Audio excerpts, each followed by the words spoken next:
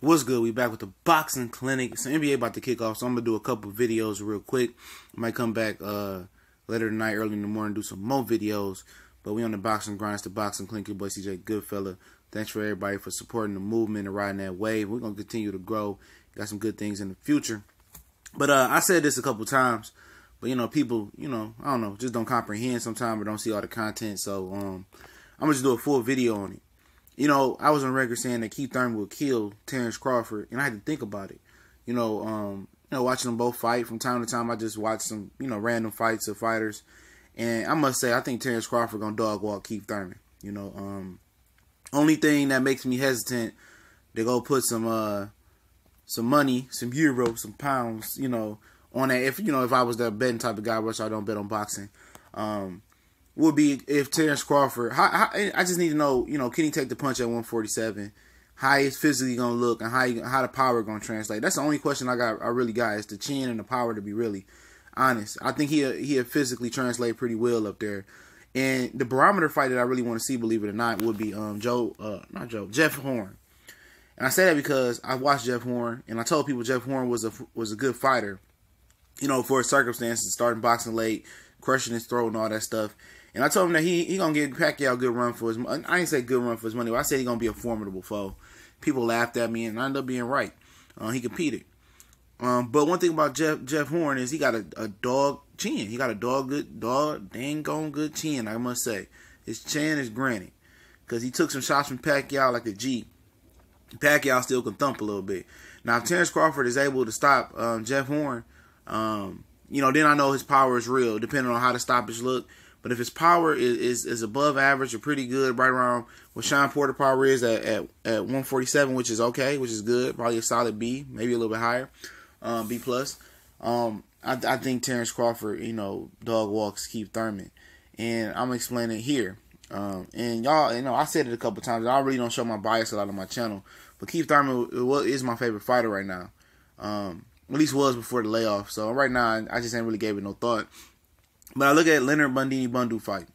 When he's fighting Keith Thurman, he kept switching righty lefty, and Keith Thurman was scared to commit to his punches, and he couldn't figure out Leonard Bundu. And I think y'all know where I'm getting at for y'all boxing heads out there. It's a simple fact that Crawford is going to follow that plan. Crawford is a switch hitter, righty to lefty. And if Keith Thurman had issues with almost a 40-year-old Leonard Bundu who was switching righty to lefty, who really didn't have no power, I just look at Terence Crawford and his range and his size and his boxing ability. I think he's better than Keith Thurman in every category. Probably not in the punch and power department, and he might not be as fast as Keith Thurman either. Keith Thurman's pretty fast, and Keith Thurman throws better combinations, stuff of that nature. But when you're talking about ring IQ, boxing ability, technique, both are probably about the same defensive responsible. They probably about the same on defense. But I think Terence Crawford just got more room. I think Keith Thurman moves better with his feet, but he does more running to get out the way. Terence Crawford, you won't see Terence Crawford run. He'll tighten the defense up at times, and sometimes he's offensive and he wants to go tit for tat. You touch him, he wants to touch you back, and that's kind of it's a yin and yang thing. It's a good and a bad thing.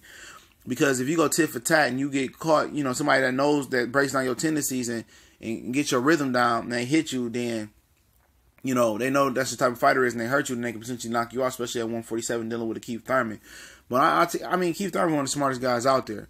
But when you put technique, composure, a switch hitter, a guy that's just a dog. He's a dog. Keith Thurman is a good fighter, but Terence Crawford is a dirty dog in there. And he has a mean streak, and he's hungry. And Keith Thurman, he ain't the dog. He was barking like a big dog about a couple years ago. He was barking like a big dog, wasn't he, y'all? And now it's kind of like a poodle. It's like a screech. It's maybe a meow. And I'm going to keep it real. I'm never going to fake the funk with y'all. But Terence Crawford, that's a motherfucker. That's a dog. Terence Crawford is a dog. A dirty dog that ain't afraid to get his hands dirty. He can be flamboyant. He can be finesse. He can show you some power. I'm about to segue into another video, but I just think the Errol Spence Terence Crawford fight is the fight that I really want to see.